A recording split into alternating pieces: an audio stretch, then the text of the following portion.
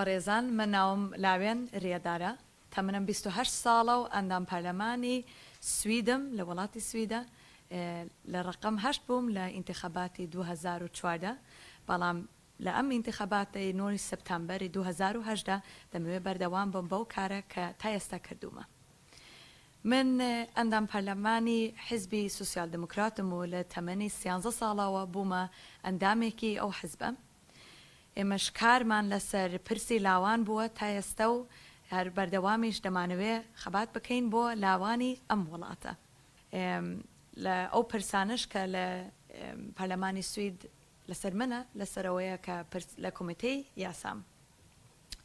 ئەو پرسانە کە زۆر گرنگ بووە تا ئێستا لەم وڵاتە لەسەر بێکاری لاوان، لەسەر دروستکردنەی ماڵ بۆ لاوان و لە هەمان کاتە لەسەر ئەو پرسانە کە کۆمیتەی یاسا کارێکا لەسەری هەم دروستکردنەوەی یاسایی ئەم وڵاتەیە.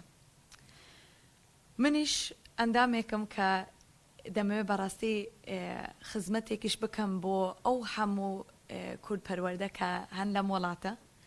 تقریبا 60,000 کورد هەیە لەم وڵاتە و زۆربەیانیش مناڵیشیان هەیە کە لەم وڵاتە لەدایک بوونە.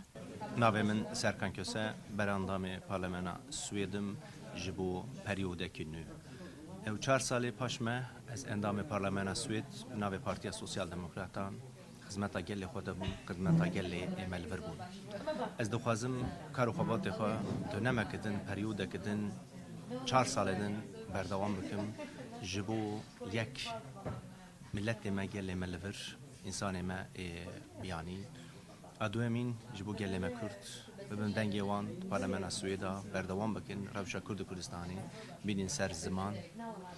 Axa milletê me li Parlemena Swêda bixurtir bibe, dengê me xurtir bibe û mesela me Kurd û li her çel parçeyê Kurdistanê wê di nav hundirê Parlemena Swêd û hundirê.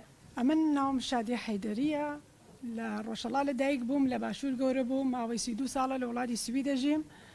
سەر بە حیزبی سوسیال دموکراتەکانم لە وڵاتی سوید و خەڵکی شاری یۆتۆبۆریم.